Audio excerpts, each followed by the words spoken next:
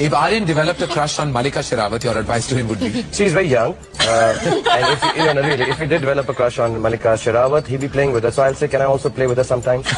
Will you do that poster with me?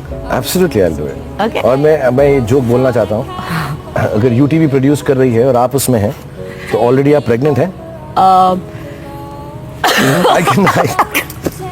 I can do this. Sorry. I can do this for you. I can make you pregnant.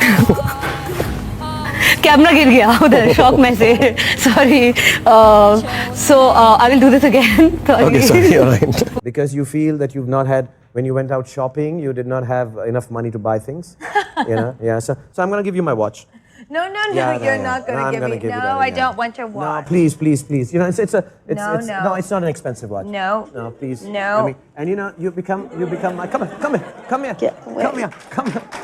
Hi, welcome back. So in this video we are gonna talk about the King Khan of Bollywood, Shahrukh Khan, जिसने हमेशा अपने interviews में एक perfect image बनाई, the humble outsider, the hard working struggler, जिसका कोई godfather नहीं था। लेकिन अगर हम थोड़ा गौर से देखें तो ये सब एक केयरफुली बिल्ड पीआर इमेज है। देखो, मैं ये नहीं कह रही कि एसआरके टैलेंटेड नहीं है, ऑब्वियसली ही इज, लेकिन वो अपने पीछे एक प्रॉपर टीम के साथ काम करते हैं जो उनके हर वर्ड, हर स्टेटमेंट और हर पब्लिक अपीयरेंस को प्लान करती है। हर इंटरव्यू में वो ये जरूर बोलते हैं कि जब वो मुंबई आए थे उनके पास पैसे नहीं थे, वो फुटपाथ पे सोते थे और उन्होंने बहुत स्ट्रगल किया है। लोगों ने ये सब बिलीव कर लिया कि वो एक मिडिल क्लास बॉय थे जिन्होंने सिर्फ मेहनत से बॉलीवुड जीत लिया। लेकिन सच ये है कि एसआरके एक इलाइट रिच बैकग्राउंड से बिलोंग करते थे। उनके फादर मीर ताज मोहम्मद खान एक लॉयर और बिजनेसमैन थे और उनका एक स्ट्रॉन्ग पॉलिटिकल बैकग्राउंड था। वो एक फ्रीडम फाइटर भी रहे। उनकी मदर लतीफ फातिमा खान एक मजिस्ट्रेट और हाईली एजुकेटेड सोशल वर्कर थी। इवन एसआरके ने अपनी schooling ST Columbus Delhi school से की, which is one of the best schools.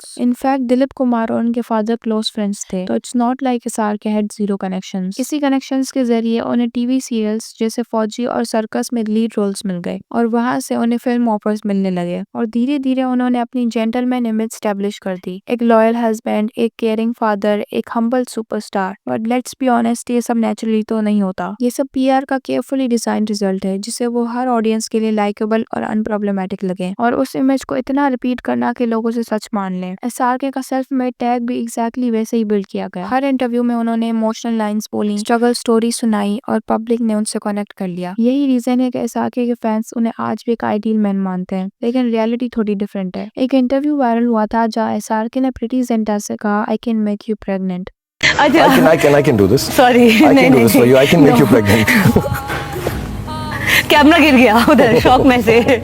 अगर आप वो क्लिप देखो तो क्लियरली प्रीटी अनकंफर्टेबल लग रही थी। ये वही बंदा है जिसको लोग जेंटलमैन बोलते हैं। अगर एसआरके की जगह कोई और होता तो अभी तक उसे कैंसिल भी कर दिया जाता। एक और इंटरव्यू की क्लिप है जहाँ लेडी गागा से पूछा गया था, would you like to date Shahrukh Khan, और उसने क्लियरली बोला, absolutely not, he is married. But even during that interview SRK was being kinda creepy, constantly वो उसे फ्लर्ट करने की कोशिश कर रहे थे। And even SRK lady Gaga के पास्ट को मेंशन करते हुए उन्हें कहते हैं कि बिकॉज आपको एक टाइम पे पैसों के लिए स्ट्रगल करना पड़ा था, तो I will gift you my watch. You feel that you've not had, when you went out shopping, you did not have enough money to buy things.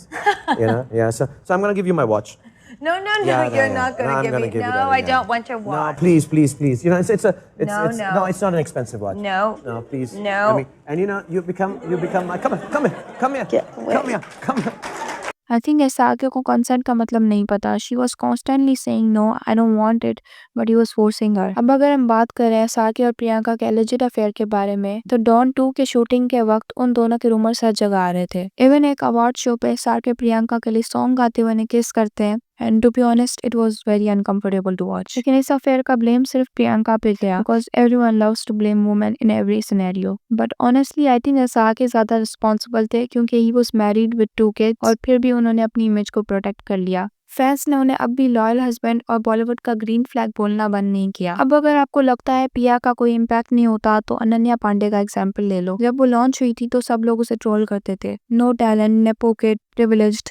लेकिन धीरे धीरे लोगों का परसेप्शन चेंज हो गया। अब लोग बोलते हैं she is sweet, she is improved a lot, and अब लोग अनन्या को पसंद करने लगे हैं। अभी अगर आप दूसरे नेपोकिड्स को ले लो जैसे सुहाना, जानवी, खुशी, सारा, इब्राहिम, शनाया, इन्हें लोग अभी ट्रोल करते हैं, लेकिन कुछ टाइम बाद यही लोग इन्हें एक्सेप्ट करने लगेंगे। बस थोड़ा टाइम लगता है और इसी तरह पीआर इमेज को चेंज करता है। इसी तरह शाहरुख खान का इमेज इतना पॉलिश बना दिया गया कि आज भी लोग मानते हैं कि अगर बॉलीवुड का सबसे बड़ा ग्रीन फ्लैग है तो वो शाहरुख खान है। सो या that was it for this video. अपना ओपिनियन कमेंट में ज़रूर बताना कि SRK सच में एक परफेक्ट जेंटलमैन है या सिर्फ एक केयरफुली बिल्ट PR प्रोडक्ट। अगर वीडियो पसंद आई तो चैनल को सब्सक्राइब करना, वीडियो को लाइक कर देना। मिलते हैं नेक्स्ट वीडियो में।